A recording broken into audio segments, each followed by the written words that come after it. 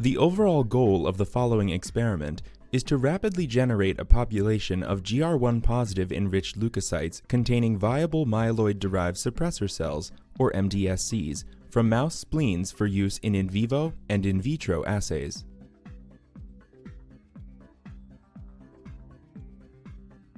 First, spleens from several mice are pooled and processed to generate a single-cell suspension.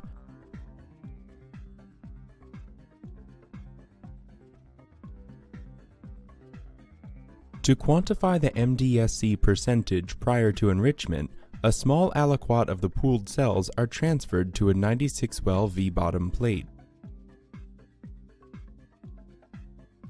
MAC1 and GR1 surface antigens are labeled.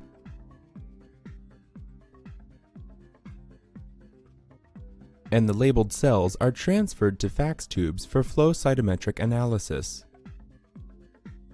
The remaining pooled leukocytes are stained with a fluorochrome conjugated antibody against GR1.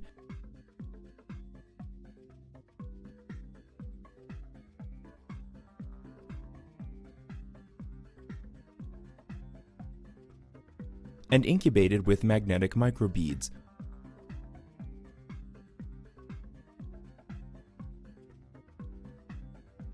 which bind to the fluorochrome on the anti-GR1 antibody.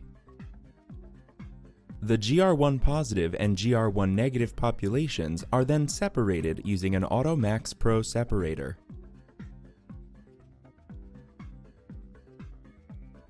To assess the success of GR1 enrichment of the population, a small aliquot is taken and analyzed for GR1 and MAC1 expression.